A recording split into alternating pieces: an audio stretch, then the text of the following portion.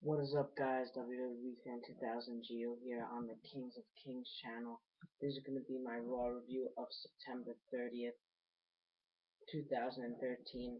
And I gotta say, it was a very weird show. Like half of it would be really good, and then half of it would be plain horrible.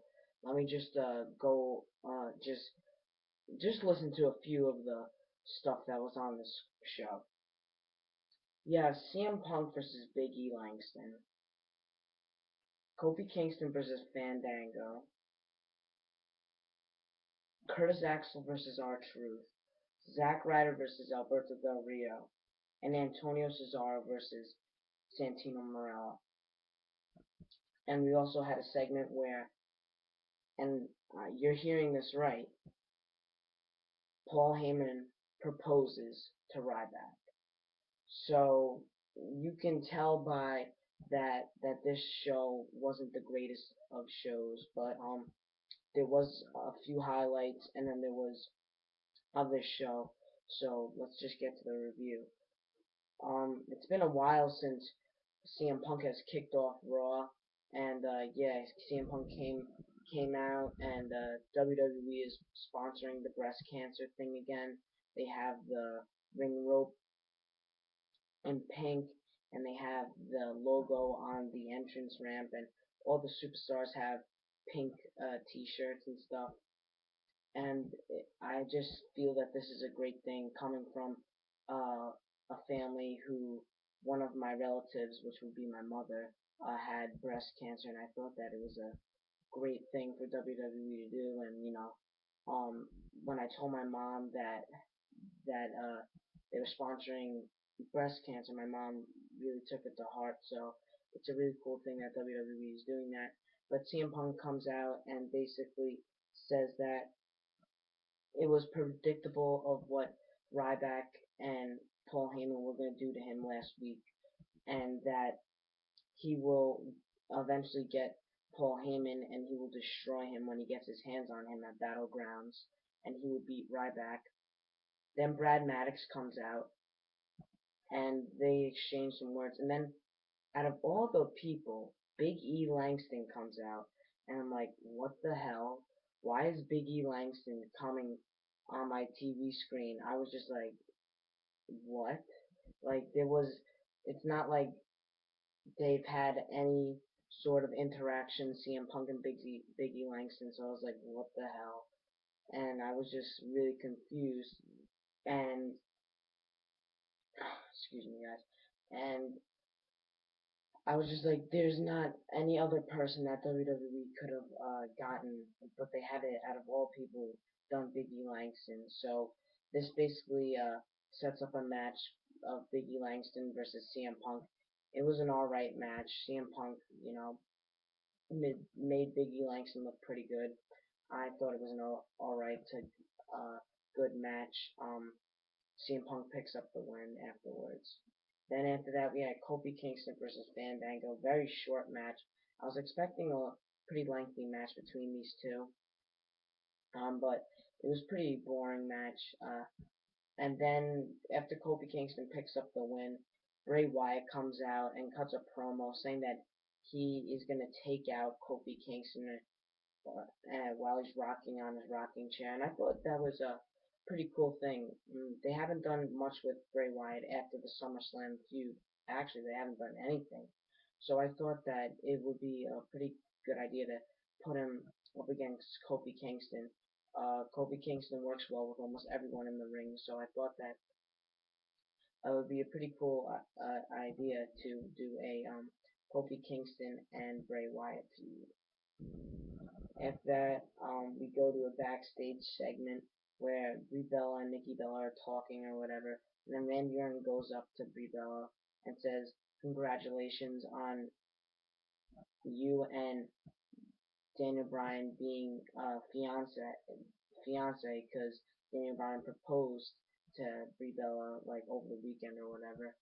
And she said thank you, and he said it's too bad you can't have like a real boyfriend or something like that, and it basically just made Daniel Bryan look terrible. And I soaked this all in. This was one of the, you know, better parts of Monday Night Raw, and it was one of the highlights of Raw because, the psychology that Randy's doing with just, taking control of Brie Bella, basically saying that Randy Orton's a better guy than Daniel Bryan, and he said that it's you better get married before Battlegrounds because after I'm done with Bryan at Battlegrounds, he won't be able to walk, and it was just like eerie, and I thought it was a great, great backstage segment between the two of them, and Brie did a pretty good job like selling it.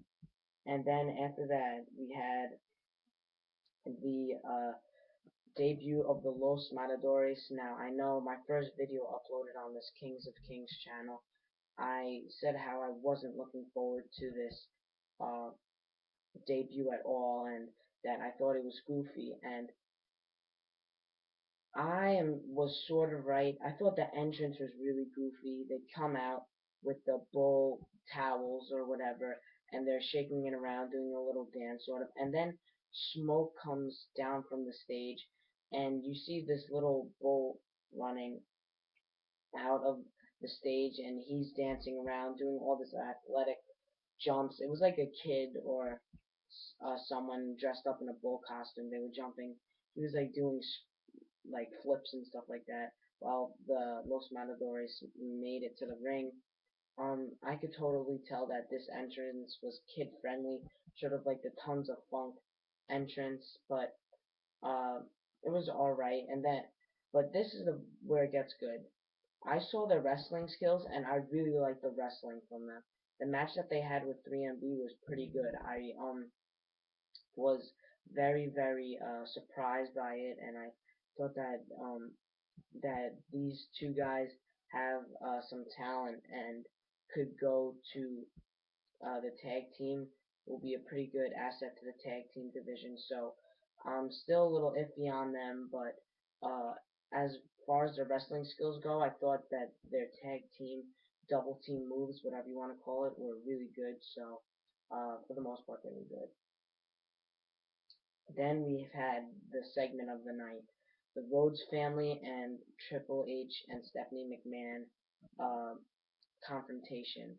Uh, so everyone comes out of the Rhodes family: Dusty Rhodes, Gold Dust or Dustin, and Cody Rhodes, and then Triple H and Stephanie are out in the ring, and Triple H basically buried them. He said that we gave you so many chances and that you don't deserve to have another chance. This is your fourth chance, and buried almost every single member of the Rhodes family, and it was uh it was like really really just harsh from Triple H, I guess you could say. And then Triple H says that Cody and Goldust will have a match against Roman Reigns and Seth Rollins, and if they win, they have their jobs back, and if they don't, no members of the Rhodes are allowed to work at WWE anymore.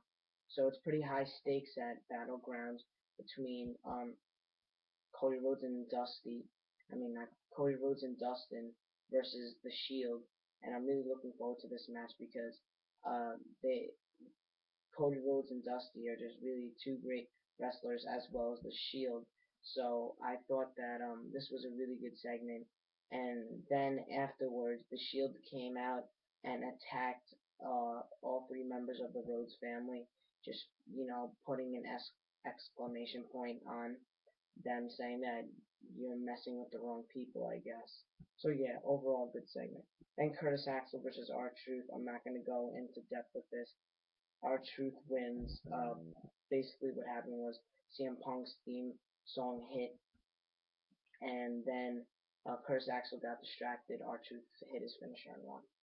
Then Big Show was backstage, frustrated with the jobs he's have been doing lately for Stephanie McMahon. He says that that's it, he's finished with it, and he wants to knock out Triple H. Then later through the show, you see Triple H going through the office and stuff, waiting, and then eventually the cops and a detective shows up saying that like Big Show was under arrest because he was like threatening someone, and Stephanie said no. Big Show's going through a lot of financial problems. Don't arrest him. Um, I'll take care of him, whatever. And then after that, she says, "Oh, and by the way, Big Show, I had a phone call with your mom. I mean, not your mom, your wife, and she says that you haven't been meeting her expectations either." And then Big Show just gets angry and punches a hole through the wall. So overall, I think the drama between the Big Show and the McMahons is a pretty good uh, exchange from them. I think that it's getting better than just him crying. So I thought it was pretty good. Then we had Ziggler versus Del Rio. The match really sucked, and yeah, Del Rio picked up the win. Oh boy, and then we get to this. Heyman proposes to Ryback. So what happens is Heyman goes out, brings Ryback to the ring, and he basically is like, "Will you be a Paul Heyman guy?" CM Punk comes out, he hops the barricade, fakes a knee injury, pretends that he hurt his leg while jumping over the barricade, and Paul Heyman was like, "I don't know what to do." He's just standing there, and then CM Punk pulls out a kendo stick from the outside, hits everyone, attacks the Paul Heyman guys, and hits the GTS on Curtis Axel. Ryback was able to escape, even though he did have some damage from the kendo stick. So I thought overall it was a good segment, a good way to build up to the match at Battlegrounds. And then we have uh, Dolph Ziggler and the Usos versus the Shield. Good match of the night probably. It was pretty back and forth for the most part. Uh, the the Shield picks up the win after Roman Reigns spears Dolph Ziggler. I'm happy that they're continuing this feud with the Usos and the Shield and Dolph Ziggler and Dean Ambrose. So yeah, overall, pretty good match. And then we had Antonio Cesaro versus Santino. Santino won. It was crap. And then we have the Daniel Bryan and Randy Orton confrontation. Now, this confrontation went really well. The talking part was not that long. Basically, Daniel Bryan was like, "I'm gonna win at Battlegrounds," and he was going, "Yes, yes, yes." And then he said that it's too bad that Brie Bella has to marry a sick slob like you. And Daniel Bryan just snapped, and they started fighting off each other. Brie Bella came out to the ring and was watching, and Randy Orton did a vicious RKO onto the table. Finally, this guy broke the table with the RKO, and that's how Raw ended. So, like I said, it was an okay show.